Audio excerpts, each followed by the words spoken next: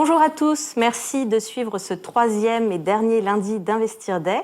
Alors être actionnaire individuel aujourd'hui, c'est aussi lutter contre le changement climatique au travers de son épargne et au travers de ses choix d'investissement. Chacun peut agir pour financer un monde plus durable, qu'il soit actionnaire individuel ou investisseur institutionnel.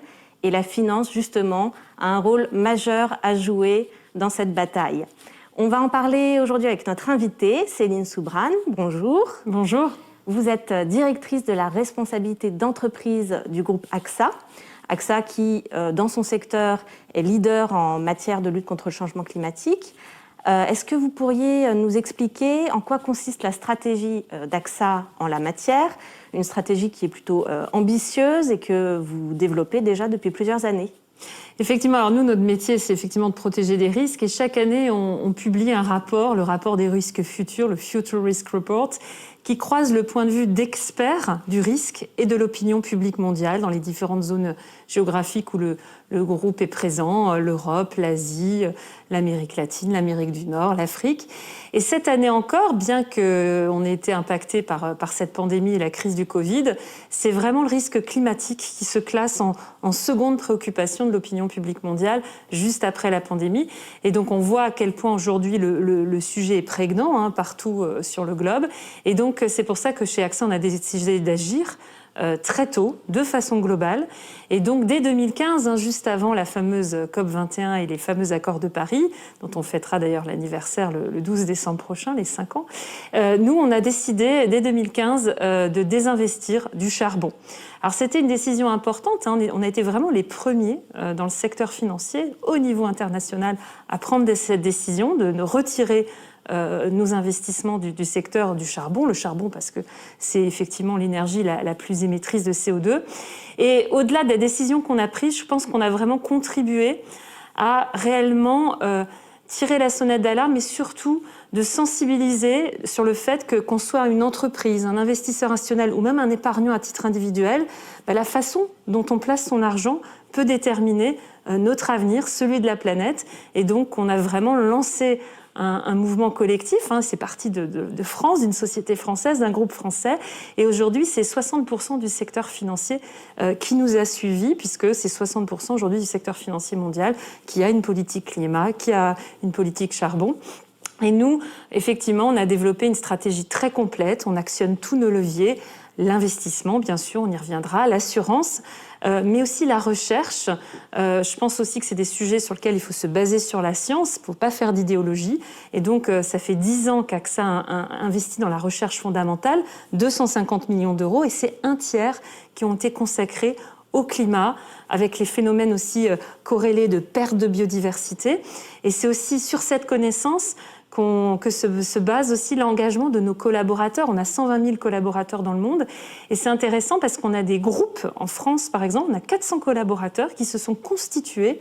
Ils s'appellent AXA pour le climat, de façon complètement spontanée. Ils s'engagent dans des projets pour réduire la consommation énergétique de nos bâtiments, de nos sièges sociaux, ou pour lancer un projet d'économie circulaire autour de la gestion de sinistres. Donc vraiment, c'est tous nos leviers d'action qu'on engage sur cette stratégie climat.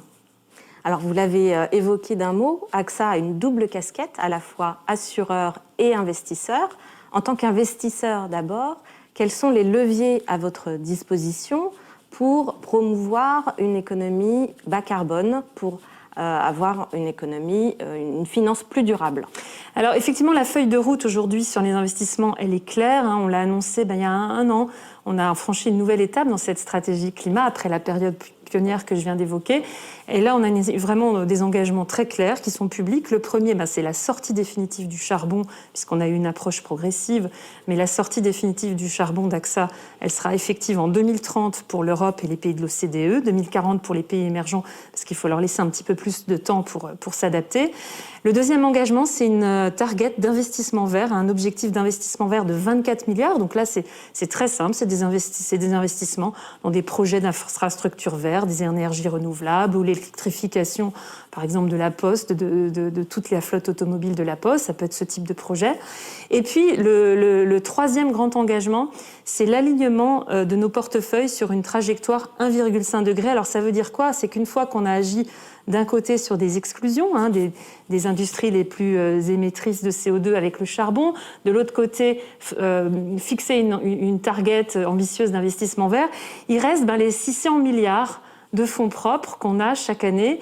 Et là, c'est quand même c'est tous les investissements qu'on fait dans tous les secteurs d'activité, dans toutes les entreprises.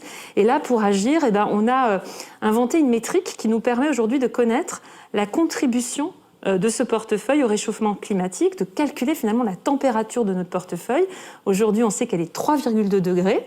Alors, elle est grâce aux efforts qu'on a déjà fait, elle est en dessous du benchmark qui est de 3,6 degrés, mais on voit bien qu'elle est loin encore de la trajectoire des accords de Paris à 1,5 degré. Et donc là, c'est une transformation des métiers finalement de nos gestionnaires d'actifs qui vont, en même temps qu'ils vont considérer la performance financière d'un investissement, ils vont aussi regarder l'empreinte carbone. Et donc ça, c'est une grande transformation qui est encore devant nous. Et donc, on s'est engagé en tout cas à être aligné sur l'ensemble de nos investissements en fonds propres sur cette trajectoire accord de Paris d'ici 2050. Et alors, quelles sont vos initiatives en matière de souscription, c'est-à-dire du côté assurance? Alors effectivement, on est un investisseur, mais on est surtout avant tout un assureur. Alors il y a encore beaucoup de chemin pour parcourir sur l'assurance, d'ailleurs pas que chez AXA, pour le secteur dans son ensemble, mais j'ai en tête vraiment deux belles grandes initiatives, parce que où on a vraiment innové dans ce domaine. Alors la première chose, c'est qu'on a créé en 2018 une entité qui s'appelle AXA Climat, AXA Climate, qui est une entité internationale, et qui vraiment s'est spécialisée dans la couverture contre les risques climatiques. Donc alors c'est une approche B2B, on va mettre en place des partenariats publics-privés, assurer des gouvernements ou des entreprises qui sont exposés à des risques climatiques. Alors ça se fait sur la base d'une technique d'assurance qui s'appelle l'assurance paramétrique. Et donc on fixe un indice météo, et quand cet indice est dépassé, en cas d'inondation, de tempête, d'ouragan, on déclenche automatiquement une indemnisation sans délai, de façon automatique, et donc le client est immédiatement indemnisé avec un montant qui a été défini à l'avance, sans tracasserie administrative, sans paperasse, sans expertise. Et donc ça, c'est vraiment l'originalité de cette business unit qui est présente dans 40 pays et qui aujourd'hui couvre 150 millions de bénéficiaires, particulièrement dans l'agriculture, notamment, ces activités agricoles, et en France, plus proche de nous, notamment le vignoble bordelais. On a des couvertures d'assurance paramétrique pour protéger les producteurs de vin. Mais aussi dans les pays émergents? Alors effectivement, c'est aussi effectivement une entité qui est très présente dans les pays émergents pour tous les petits producteurs qui sont exposés aux catastrophes naturelles. La deuxième grande initiative en matière d'assurance, c'est chez AXA France. C'est chez nos 3500 agents généraux. Vous pouvez franchir la porte d'une agence ou en ce moment les contacter à distance aussi, même si nos agences sont ouvertes. Et là, on a développé un label, le label Assurance citoyenne et Épargne citoyenne. Et donc ce label, aujourd'hui, permet de proposer des produits qui ont un impact positif sur l'environnement. Donc côté assurance, ça va être des réductions de primes sur les véhicules pour favoriser les véhicules électriques et hybrides. C'est en cas de sinistre, le remplacement de vos pièces auto par des pièces issues de l'économie circulaire. C'est par exemple pour une entreprise qui a perdu ses locaux dans un incendie, une reconstruction selon des normes vertes. Donc on voit qu'il y a un engagement très fort sur les produits d'assurance aussi partout où on peut agir sur le climat et l'environnement. Et aussi en épargne, bien sûr, là aussi, une fois de plus, faire des choix de société à travers l'argent qu'on investit, c'est une demande de plus en plus forte de nos clients. Et donc, c'est tout l'objet du label Épargne citoyenne. Et ce que je veux dire, c'est que c'est vraiment un mouvement profond chez AXA France. C'est pas juste quelques produits qu'on a mis en vitrine pour se donner bonne conscience. Aujourd'hui, c'est plus de 2/3 des affaires nouvelles qui se font sur les produits labellisés assurance citoyenne et épargne citoyenne. On voit qu'il y a un vrai appétit de nos clients aussi pour cette démarche de consommation responsable pour le secteur de la finance. Et en matière de souscription, de couverture, d'assurance dommage des entreprises, j'imagine qu'il y a aussi des exigences supplémentaires? Tout à fait. Le label assurance citoyenne en France, ça s'applique aussi au domaine des PME. Donc effectivement, dans l'analyse de risque, aujourd'hui, c'est aussi quelque chose qu'on prend en compte. Alors, la lutte contre le changement climatique, ce sont l'addition de mesures d'engagement individuel, mais aussi des mesures collectives. Quel est le rôle que peut jouer AXA dans une relance économique verte ? Alors pour nous, vraiment, alors effectivement, on s'est attaqué à cette crise sanitaire qui est aussi une crise sociale et économique. Mais effectivement, il faut que effectivement, on fasse face au Covid sans oublier aussi le changement climatique, parce que le risque, sinon, c'est qu'on ait réglé une crise quand on l'aura réglée et qu'une autre, peut-être pire, enchaîne derrière très vite et soit peut-être même pire que la précédente, avec des vrais impacts sur la santé, sur la vie économique et sociale. Donc effectivement, pour nous, quand on parle de relance verte, c'est effectivement conjuguer la nécessaire relance face à l'arrêt des activités qu'il y a eu consécutivement au Covid, mais en même temps effectivement de garder aussi cette préoccupation climatique forte.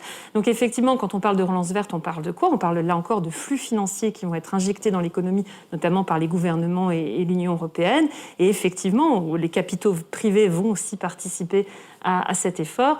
Notre PDG, Thomas Buberl, par exemple, a pris la tête d'un groupe de PDG qui s'engagent au niveau européen à faire des propositions pour le Green Deal, à collecter des capitaux privés et on est prêt également à investir dans les obligations vertes que prévoit d'émettre l'Union européenne dans le plan de relance. Donc effectivement, pour nous, la crise Covid a renforcé aussi nos convictions sur le changement climatique et tout notre plan d'action dans ce sens, parce qu'on pense vraiment que c'est un effort collectif qui unit les pouvoirs publics, les entreprises privées, les individus. On doit tous faire cet effort collectif et chez AXA, on est comme le colibri, on a décidé de faire notre part. Très bien. Merci beaucoup, Céline Soubrane. Je rappelle que vous êtes directrice de la responsabilité d'entreprise du groupe AXA. Si le secteur des énergies renouvelables vous intéresse, je vous invite à suivre l'intervention suivante. Vous verrez l'intervention de Helle Christoffersen, qui est directrice générale stratégie innovation de Total. Merci beaucoup.